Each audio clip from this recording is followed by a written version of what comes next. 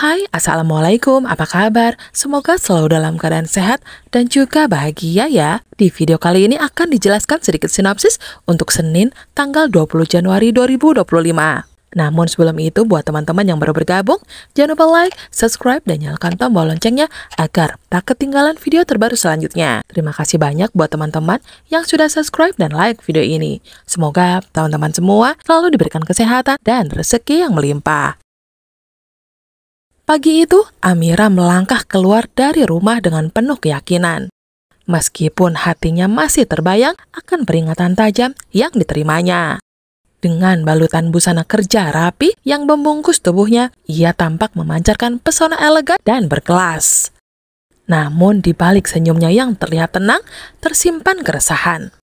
Ancaman Bella dan sindiran Ibu Zora terus membayanginya. Kata-kata Bella begitu tegas, memperingatkan bahwa Amira untuk tetap pada tugasnya sebagai asisten dan juga mengandung anaknya Aksa, bukan sebagai pengganggu rumah tangganya. Meski Amira hanya mampu mengangguk patuh, hatinya tak bisa mengelak dari rasa tidak nyaman yang mengganjal. Sementara itu, Aksa dengan santai mempersiapkan mobilnya untuk berangkat ke kantor. Sebelum beranjak, ia sempat berpamitan kepada Bella dengan kecupan lembut di keningnya, seolah ingin menunjukkan pada dunia bahwa hubungannya tetap kokoh. Di depan mereka, Pak Bastian memberikan sambutan ramah kepada Amira, berharap penuh bahwa ia dapat memberikan kontribusi terbaik untuk perusahaan keluarga Rahadian. Ucapan itu sedikit menguatkan hati Amira, memberikan keyakinan bahwa ia harus fokus pada pekerjaan dan menepikan segala ancaman yang menghantui. Di parkiran kantor, sebuah insiden kecil terjadi. Amira terlihat kebingungan melepaskan sabuk pengaman yang tak kunjung terbuka. Melihat itu, Aksa tanpa ragu membantunya, mendekat dan berusaha memperbaikinya. Namun tanpa sengaja, tangan mereka bersentuhan. Seketika suasana menjadi canggung. Tatapan mata mereka bertemu dalam sekejap, menciptakan momen yang membuat keduanya salah tingkah. Aksa segera menarik diri, mengalihkan pandangannya dengan nada tegas, meminta Amira untuk segera bersiap mengikuti arahannya. Pekerjaan telah menanti dan Aksa memastikan bahwa hari pertama Amira dimulai dengan profesionalisme, meskipun ada benih keakraban yang tak terelakkan. Hari pertama Amira bekerja sebagai asisten Aksa berjalan mulus tanpa hambatan berarti. Semua tugas yang diberikan kepadanya dapat diselesaikan dengan baik, sesuai ekspektasi. Namun saat siang menjelang, tubuh Amira mulai terasa tidak nyaman. Mual yang sempat ia rasakan beberapa hari terakhir kembali muncul. Kali ini, rasa mual itu begitu kuat, hingga memaksanya meninggalkan ruang kerja. Dengan tergesa-gesa menuju toilet.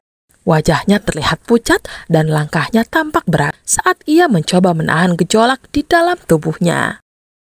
Aksa yang menyadari perubahan pada Amira segera menyusul ke toilet. Ia menemukan Amira yang tampak lemah sambil muntah-muntah. Tanpa ragu, Aksa mendekatinya dengan perhatian. Dengan lembut, ia menyibakkan rambut Amira ke samping agar tidak menghalangi wajahnya. Lalu, ia mengoleskan minyak kayu putih ke belakang leher Amira untuk meredakan rasa mualnya. Sentuhan perhatian itu membuat Amira terkejut sekaligus tersentuh. Namun, ia segera mengingat perannya dan menekan perasaan yang mulai bergejolak. Ia harus tetap profesional seperti yang telah ia janjikan sejak awal. Dari kejauhan, Reno secara tidak sengaja melihat Aksa masuk ke toilet wanita. Pemandangan itu membuat Reno penasaran. Ia dengan cepat berjalan mengikuti Aksa, mencoba mencari tahu apa yang sedang terjadi. Tak jauh dari sana, Pak Bastian yang sedang melintas juga melihat Reno berjalan terburu-buru. Dengan rasa heran, ia berhenti dan memandangi Reno, bertanya-tanya apa yang sebenarnya terjadi di antara mereka. Setelah situasi di toilet mereda, Amira kembali ke ruangan lain untuk melanjutkan pekerjaannya. Namun, Reno datang menyusul dan mencoba menggoda Amira dengan sikap yang mengganggu.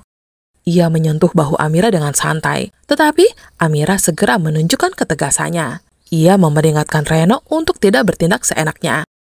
Alih-alih merasa jera, Reno justru melontarkan komentar yang menyebalkan, menyiratkan bahwa Amira hanya ingin didekati oleh Aksa saja. Meski demikian, Amira tetap tegas. Ia berhasil menjauhkan diri dari Reno, menjaga martabat dan profesionalismenya di tengah situasi yang tak nyaman itu. Di adegan lain dalam perjalanan menuju sebuah tempat, Aksa dan Amira tampak duduk tenang di dalam mobil. Jalanan yang mereka lewati awalnya terasa lenggang. Hingga tiba-tiba muncul suara deru motor yang memekakkan telinga. Sekelompok pria bermotor mendekat dengan cepat, mengepung mobil mereka dari berbagai arah. Gerak-geriknya mencurigakan, ketegangan langsung menyelimuti suasana. Amira yang duduk di sebelah Aksa mulai gelisah, sementara Aksa dengan cepat memutuskan untuk menghentikan laju mobilnya, menyadari situasi berbahaya ini. Tak lama setelah mobil berhenti, dua pria dari komplotan itu mendekat dengan langkah cepat. Mereka membuka pintu mobil dengan kasar dan langsung menarik tangan Amira, memaksanya keluar dari kendaraan. Aksa yang tak tinggal diam segera keluar dari sisi lain mobil. Dengan naluri pelindungnya, ia melawan para penjahat itu tanpa ragu. Perkelahian sengit pun terjadi. Aksa dengan tangkas menggunakan kemampuan bela dirinya menjatuhkan satu persatu dari mereka. Serangan demi serangan dilayangkan hingga para penjahat itu akhirnya terkapar tak berdaya. Amira hanya bisa berdiri terpaku, menyaksikan bagaimana Aksa mempertaruhkan segalanya untuk melindunginya. Setelah kejadian itu, rasa kagum kembali muncul di hati Amira. Ia menyadari bahwa Aksa adalah pria yang sangat bertanggung jawab dan tidak akan membiarkan siapapun menyakitinya, termasuk bayi yang ada di kandungnya. Namun di sisi lain benaknya dipenuhi kekhawatiran. Perlakuan Aksa yang penuh perhatian ini bisa menjadi masalah baru. Terutama jika Bella mengetahui apa yang terjadi. Amira mulai merasa bahwa dirinya terjebak dalam situasi yang semakin rumit. Di tempat lain, di sebuah terminal yang ramai, Galang akhirnya tiba kembali ke Jakarta dengan hati yang penuh harapan. Ia begitu antusias membayangkan akan segera bertemu dengan Amira. Namun kebahagiaannya seketika berubah menjadi keterkejutan saat ia bertemu seorang pria parubaya yang memberitahukannya kabar mengejutkan. Pria itu mengungkapkan bahwa Amira telah menikah dengan pria lain. Galang merasa dunianya runtuh. Ia tidak percaya bahwa Amira yang selama ini ia kenal begitu setia bisa melakukan hal seperti itu. Meski begitu, ia memutuskan untuk tetap mencari Amira dan memastikan kebenaran kabar tersebut. Jika pada akhirnya Galang menemukan bahwa Amira telah menikah dengan Aksa, anak dari Pak Bastian, tentunya amarahnya takkan terbendung.